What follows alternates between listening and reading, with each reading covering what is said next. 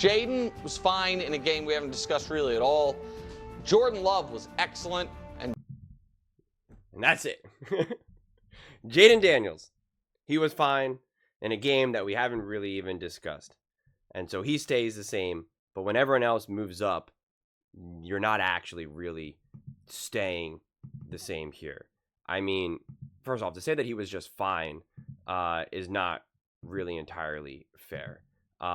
He continued his trajectory. Listen, was he unbelievable? Did he play this amazing game? Did he blow everyone away? No. But was he still really awesome? Was he still really evasive? I mean, incredibly so. Incredibly so. I mean, he had 11 carries for 68 yards rushing alone, and a lot of those were on strategic scrambles. I mean, listen, he helped, and he's a huge part of it. He was able to elevate this offense and was able to get them to have 220 rushing yards. Like, that was monstrous. Jayden Daniels alone in the first half had 219 total yards in the first half. Okay? The New York Giants had 79 total offense in the first half. Like, come on. This is crazy. And Jaden, yeah, he missed a couple throws, undeniably. Although I doubt many people even saw that. Because apparently, I guess people weren't really closely watching this game.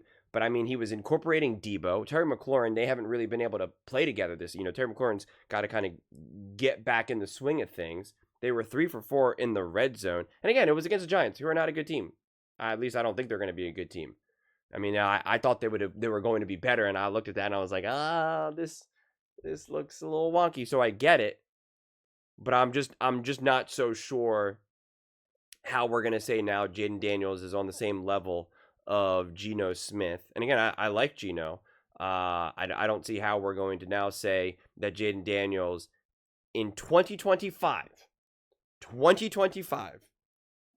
is below Matthew Stafford.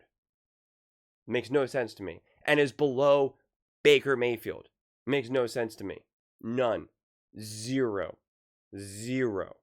And again, I think Justin Herbert's awesome. And at this point, I would probably, if we were going to do like the whole, tier thing, I'd probably even just put Jaden and Herbert potentially like on the same tier together. But I don't think at this point you can even put Justin Herbert above Jayden Daniels. I think that's possible as time goes on.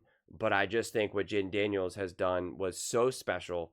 And his talent and abilities, what he's shown. And again, I think Justin Herbert is elite, is elite and has been held back by his roster and coaching staff. So it's definitely a little bit harder when you start to compare that, because I think Jayden Daniels in year one was supported better than Justin Herbert has ever had in any of his seasons, quite frankly. So that's why at this point I would probably just even, if I could, do the whole tier game, just probably put them in the same tier. But I wouldn't feel comfortable just saying, I'm going to put Justin Herbert ahead of Jayden Daniels, especially considering what Jayden Daniels has done in the playoffs alone.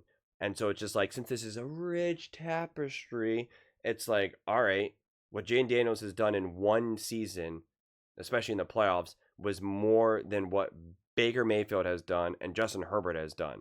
And quite frankly, Jayden Daniels has had better playoff games than Lamar Jackson. So it just makes zero sense to me. Zero. I honestly, I'm trying to reconcile with it. I mean, I know he dropped Joe Burrow significantly, so it's like, hey, you're on the same level as Joe Burrow, who is also obviously an elite quarterback and not below Stafford or Baker Mayfield. I mean, that's just absurd, or on the same level of Geno. And again, I keep saying Geno, not because I have any problems with him, but like, there's differences, man. There's levels to this. Geno Smith can be great and show really, really awesome moments. And I love Geno's career. Love everything that Geno has been able to accomplish. He is not Jayden Daniels. He is not Joe Burrow. That's just the reality, man. That's just the reality. I mean, at first I was thinking we were going to get some weird stuff, like having Dak or having Caleb, or I was thinking like, oh, is he gonna put him on the same level as like Dak or Caleb? And like, at least we didn't get that. And then it's just like, okay, that makes sense. And I guess at the end of the day, it's still 1, 2, 3, 4, 5, 6, 7, 8, 9. So he's got him 9th. He always says it's not left to right, but we all know that it is indeed left to right. It's not the worst thing.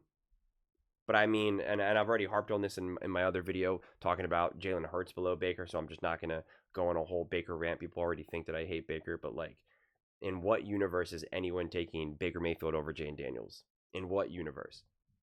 And don't come at me and be like, well, Jayden Daniels the T, and it's just like, first of all, Baker Mayfield had an awesome offensive coordinator last season in Liam Cohen, and has an awesome receiving core who got banged up, but they still played a big chunk of those games.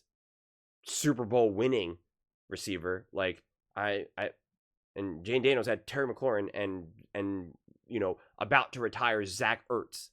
So like, and no run game. So like, I'm a little confused. And what Jayden Daniels had to do with his legs, clearly better than anything Baker Mayfield can do with his legs. I mean, Jayden Daniels has a better arm, better mobility, better decision making, better leader, more versatile, throws a better ball, better anticipation, more accurate, just better at everything. Please tell me one thing that Baker Mayfield is better than Jaden at. One thing. Headbutting other players,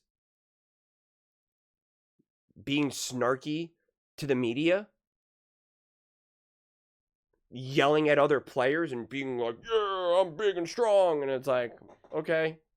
Like huh? Like, who is the better quarterback when they literally faced each other in the playoffs? Who literally went on the road in his first ever playoff game and was amazing? Oh, that was Jayden Daniels. That was the last time they faced each other. But now Jayden Daniels is apparently levels below. Maybe we needed to watch the Washington Commanders games a little bit more closely. Yeah. We'll just leave it at that for now. But those are just my thoughts. I'd absolutely love to hear yours. What do you guys all think about Jayden Daniels being 9th, being below Stafford, Herbert, Baker, etc.? Let me know in the comments below.